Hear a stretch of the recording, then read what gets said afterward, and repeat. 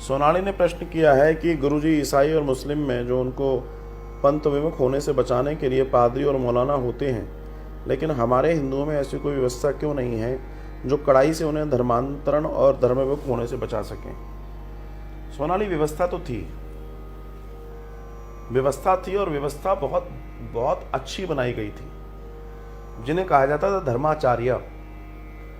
तब हर गांव हर शहर में एक धर्माचार्य हुआ करते थे और जितने धर्म कर्म का काम करने वाले लोग हैं वे उस धर्माचार्य के अधीन होते थे। ये व्यवस्था थी हमारे यहाँ। कोई गलत करेगा तो धर्माचार्य के पास बात जाएगी और वो उसको दंड या जो भी कुछ है वो उसकी बात थी। लेकिन आप जानते हैं ना कि आज की तारीख में कोई, सनातन में तो ये प्रॉब्लम है कि कोई किसी से कुछ कह ही नहीं सकता। आप कौन? हाँ ठीक है, होंगे आप पुजारी, अपनी जगह होंगे, आप हमें क्यों बोल रहे हैं? हाँ आप होंगे, साधु होंगे, संत होंगे, आपको क्या लेना देना? तो अब आप क्या करेंगे? अच्छा, ये जो व्यवस्था की तुम बात कर रही हो, इस व्यवस्था में दरअसल ना साधु कुछ करेगा, ना संत कुछ करेगा, ना ब्राह्मण कुछ करेगा, ना पंडित कुछ करेगा। इस व्यवस्था का जो मूल केंद्र बिंदु है वो माता पिता हैं, जो बचपन से बच्चे को धार्मिक शिक्षा नहीं देते। अगर बच्चे के मन के अंदर धार्मिकता बचपन में परोस दी जाए, जड़ कर दी जाए, तो फिर वो हर किसी की बात मानेगा।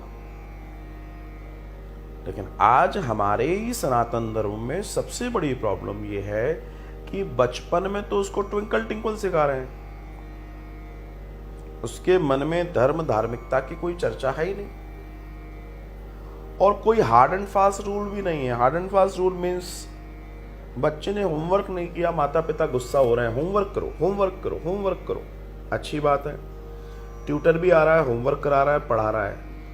लेकिन हमारे यहाँ के लोग इतने सीरियस कहाँ हुए कि जैसे होमवर्क ना करने पे बच्चे को डांट रहे हैं, वैसे पूजा ना करने पे डांटे। छोटा सा बच्चा, जब जिस दिन उसको आप ये चीज सिखाएंगे, उसके जीवन का अंतर शुरू हो जाएगा। मैं आप कीजिए, एक वैज्ञानिक ने एक शोध किया। शोध बड़ा सुंदर था। में उन 5 बंदरों को रख दिया एक बड़े जंगले में। जब उन 5 बंदरों को रख दिया और फिर इलेक्ट्रॉनिक डिवाइस के द्वारा उसका जंगले का गेट खोल दिया और जंगले के ठीक सामने एक सीढ़ी थी। उस सीढ़ी के कुछ पायदान के ऊपर एक केले का गुच्छा रखा है। केले का गुच्छा रखा हुआ है। बंदरों ने जैसे दरवाजा खुलते हुए देखा, उन्होंने सामने केले रखे देखे, बंदर खुश हो गए और बंदर लपके। जैसे ही बंदर बाहर निकले, सीढ़ी पर चढ़ने लगे। ऊपर उसने व्यवस्था कर रखी थी बहुत ठंडे पानी की बौछार, जैसे बारिश होती है लेकिन बर्फ का पानी था। एकदम से उसने छोड़ दी। वो एकदम डर गए और सीढ़ी से नीचे उतरे, वापस जंगले में जाकर बैठ गए। बड़े मुश्किल से उन्होंने अपनी ठंड को शांत किया। वापस फिर उन्होंने देखा केले रखे। वो 5 बंदर फिर धीमे से बाहर निकले और उनमें से एक ऊपर चढ़ने लगा। इतने में फिर तेज ठंडे पानी की बौछार आई, बारिश आई।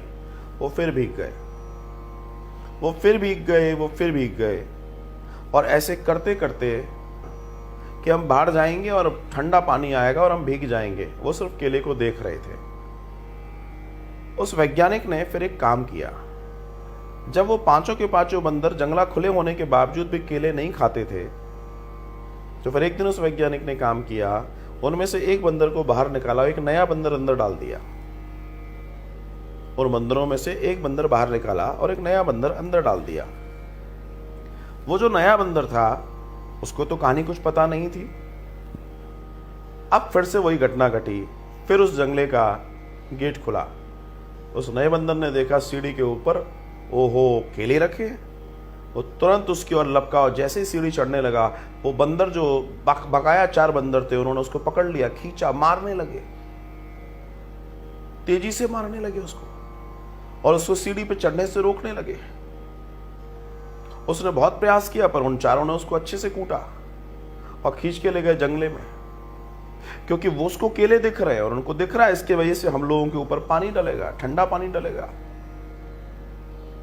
और उस बंदर को ये समझ में आ रहा है कि ये मुझे चारों मार रहे हैं, मुझे केला नहीं लेने दे रहे। समय बीत गया, फिर उस बंदर ने फिर प्रयास किया, फिर उन्होंने पकड़ लिया, फिर बंदरों ने मारा, फिर बंदरों ने मारा।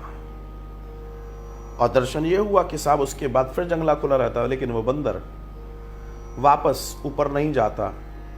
और बंदर वापस ऊपर नहीं जाता और वो जो केले रखे हुए थे उन केलों को हाथ नहीं लगाता। बात आई गई हो गई। अब दर्शन ये आता है कि साहब उन 4 बंदरों में से, जो पुराने 4 बंदर थे, उन पुराने 4 बंदरों में से फिर एक बंदर को बाहर निकाल लिया गया। उन पुराने 4 बंदरों में से फिर एक बंदर बाहर निकाला गया और एक नया बंदर एंटर कराया गया।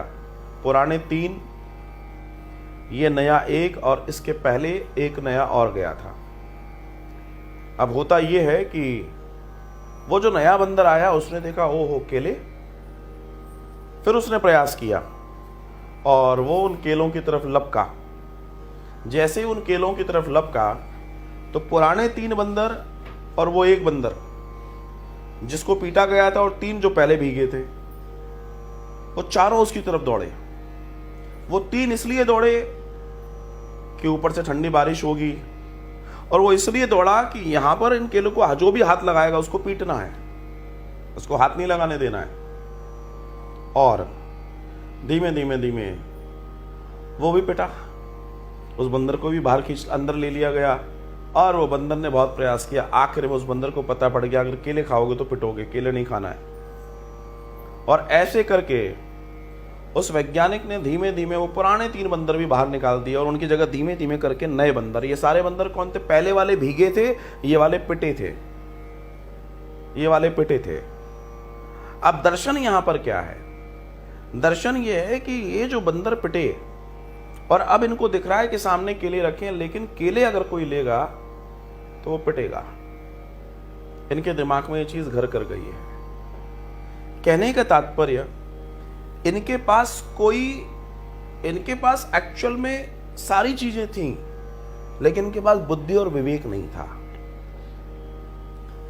जो भीगे थे उन्हें मालूम था हम भीगे थे, लेकिन उसको ये नहीं मालूम अगर वो बंदर, जो दूसरा बंदर आया था जिसको पीटा गया, वो जो भीगे थे, वो अगर बुद्धि और विवेक होती तो वो कहते कि नहीं नहीं वहां मत जा, बारिश पड़ेगी इसलिए तुम्हें नहीं जाना। लेकिन वो बोल नहीं सकते थे, वो बोल नहीं सकते थे।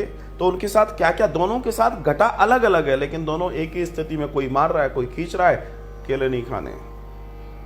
हिंदुओं की स्थिति भी कुछ ऐसी है। हम अपने बुद्धि का उपयोग तो जहां तहां कर रहे हैं, लेकिन विवेक रूपी जो धर्म हमारे को मिला है, जिस धर्म के साथ हम अपने जीवन को जी सकते हैं, वेद पुराण उपनिषद संत समागम सब मिला है, हम उसका अनुसरण नहीं कर रहे हैं। तो यही कारण है कि उसका अनुसरण न करके हमारे पास सब कुछ है, हम उस परम तत्व को पा सकते हैं, लेकिन हम सिर्फ देख रहे हैं और हमें ये बता दिया गया कि हम नहीं कर सकते, और ये हमने मान लिया कि हम नहीं कर सकते ड्यू टू अपने बड़े लोगों का, अपने धर्म का पालन न करना। धर्माचार्यों का काम था, वे धर्म को करते, लेकिन वो भी अपनी जगह महिमा मंडित हो गए, अपने आप को सरकार मानने लगे।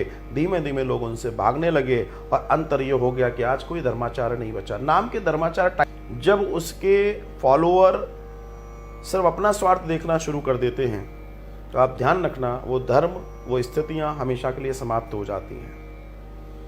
आज सनातन दुनिया भर में फैला हुआ धर्म था, लेकिन जब हमारे पास सब कुछ होता है तो हम आलसी हो जाते हैं। ये नियम है, प्रकृति का नियम है। आज आप देखिए सिख कौम को दुनिया भर में जहां देखो वहां लंगर और भंडारा चलता है। पता है क्यों? क्योंकि मुट्ठी भर है और उन्हें मालूम है अगर हम एक नहीं रहेंगे तो हम नहीं चल पाएंगे। जैन है, मुट्ठी भर है, उन्हें मालूम है उनसे कई गुना ज्यादा है, तो हम कहीं भी दिखाई नहीं देते। ये हमारी प्रॉब्लम है। जब जब इंसान को सुविधाएं मिलती जाएंगी, वो उन सुविधाओं का आदी हो जाएगा और आलसी हो जाएगा, नाकारा हो जाएगा। हिंदू के साथ यही हुआ है, वरना पूरी दुनिया में हिंदुत्व था, पूरी दुनिया में था। हमारे को कायदे से देखा जाए धर्माचार्य की भी जरूरत नहीं है। अगर हम धर्म को पढ़ें वेद को पढ़ें। वेद का मतलब क्या है? एक अच्छा इंसान कैसा होना चाहिए, वेद है। वेद का मतलब ही है कि आपकी लाइफ स्टाइल कैसी होनी चाहिए, आपको जीवन कैसे जीना चाहिए। पर कौन जानना चाहता है, कौन करना चाहता है? और जो लोग नहीं कर रहे हैं, आज उसका परिणाम समाज को भोगना पड़ रहा है। आज जो हो रहा है बहुत गलत हो रहा है। आप देखिए, सबसे ज्यादा बर्बादी कहां है? हिंदुज्म में। आप कहेंगे मैं क्या बोल रहा हूं, मैं बिल्कुल सही बोल रहा हूं। आप पूरे भारत का भ्रमण कर लीजिए वृद्धाश्रमों में जा जाके, और वहां मैं आपको गारंटी देता हूं 99% से ज्यादा हिंदुओं के माता पिता मिलेंगे, किसी मुस्लिम के नहीं मिलेंगे, किसी अन्य के नहीं मिलेंगे, किसी ईसाई के नहीं मिलेंगे, किसी सिख के नहीं मिलेंगे। क्यों मिल रहे हैं सब आपके यहां? क्योंकि आप आलसी और नाकारा हो चुके हो। जिन्होंने पैदा किया उनको भी रखने की तुम में ताकत नहीं बची। तुम धर्म से विमुख हो चुके हो। तुम्हें एक ही चीज मालूम है कि पैसा कमाना, मकान बनाना है। इसके अलावा तुम में बुद्धि अब रही नहीं है। आप देखिए, आपका पड़ोसी आपका साथ नहीं दे रहा, आपको लोग टुकड़े कर जाएंगे तो भी आपका पड़ोसी आपके लिए नहीं आएगा। वो लोग यूनाइट हैं क्योंकि वो कम हैं। तो इसका मतलब क्या, हिंदू ये सोच रहा है जब हम कम हो जाएंगे फिर जागेंगे, क्योंकि लठ पड़ेंगे तब अच्छे से, तलवारें आपकी गर्दन पे रख दी जाएंगी तो तुम यूनाइट हो गए। प्रॉब्लम ये है। और ये दौर वास्तव में आता है, एक रेशो में चीजें एक बार जीवन में बढ़ती हैं फिर वो घटती भी हैं, और ये साइकिल ऐसे ऐसे ऐसे ही चलती है। यही जीवन है, यही दुनिया, यही प्रकृति है। आज जो ऊंचा है कल उससे नीचे होना है, जो आज नीचा है कल उसको ऊपर होना है। लेकिन विवेकशील लोग कभी नीचे नहीं होते, और जिनका विवेक खो जाता है वो नीचे होते हैं। इस बात को समझने का हमेशा प्रयास कीजिएगा। कुछ चीजें समझनी बहुत जरूरी हैं। जैसे उदाहरण दूं, दुनिया इधर से उधर हो गई। भारत में इतने आक्रांता आए, इतने बैन लगे, अंग्रेजों ने स्कूल कॉलेज बंद कर दिए, गुरुकुल बंद कर दिए, इस्लामिक जो आक्रांता है उन्होंने सब बंद कर दिया। लेकिन आपने एक चीज देखी, एक कौम जो बहुत छोटी सी है, जो गिने चुने हैं, बहुत ज्यादा उनका भी बहुत बड़ा वो नहीं है, वो है ब्राह्मण। वो ब्राह्मण फिर भी हमेशा टॉप पर रही, वो हमेशा ऊंचे पदों पर रहे। आज भी आप नौकरियों में आरक्षण को हटा दो तो आपको ऊपर वही मिलेंगे। क्यों? उन्होंने जीवन में एक काम किया, पढ़ना नहीं छोड़ा। वे हमेशा पढ़ते रहे, उन्होंने शिक्षा को नहीं छोड़ा। उन्होंने सब छोड़ दिया, शिक्षा को नहीं छोड़ा। शिक्षा को न छोड़ने की वजह से वो ऊपर बैठे रहे। और ये अगर सूत्र वो अपना सकते हैं तो कोई भी अपना सकता है। लेकिन आज की तारीख में जो लोग शिक्षा को महत्व नहीं देते हैं, कल को वो किसी गली में मजदूरी कर रहे होते हैं, गाड़ी उतार रहे होते हैं या भर रहे होते हैं, इसके अलावा कोई जीवन भी नहीं है। तो मेरा कहने का तात्पर्य, ये गाड़ी उतारना और भरना अगर जिन लोगों को अपने जीवन में करना है, मैं उन हिंदुओं को कहना चाहता हूँ तो कोई दिक्कत नहीं है। वरना जागो, अपने जीवन को महान बनाओ, अपने धर्म को जानो और अपने धर्म पर चलकर अपने जीवन को प्रशस्त करो। वरना एक दिन ये होगा कि आप किसी के लिए काम कर रहे होगे जिन लोगों ने आपके फोर फादर्स के लिए काम किया था। बस इतना सा अंतर है। इस बात को अगर जान लिया तो बहुत कुछ जानकर अच्छा हो जाएगा। हम सब एक हैं, हम सबको एक मति के साथ आगे बढ़ना चाहिए, जानना चाहिए कि धर्म क्या कह रहा है। अगर हमने उसका पालन किया तो ठीक है, वरना आने वाला समय क्या है मुझे कहने की जरूरत नहीं है। भारत हिंदू प्रधान देश है, भारत हिंदू प्रधान देश है। लेकिन आपकी जानकारी के लिए बता दूं, इस समय भारत में तीसरी श्रेणी पर हिंदू है, क्योंकि इसकी अपनी कोई भीड़ नहीं है इसके पास, इसलिए इसकी सुनवाई नहीं है। और लोकतंत्र का एक दर्शन है, जिसके पास भीड़ है उसी की सुनवाई है, उसी की अगुवाई है। अगर इस बात को जान लेंगे तो आनंद हो जाएगा।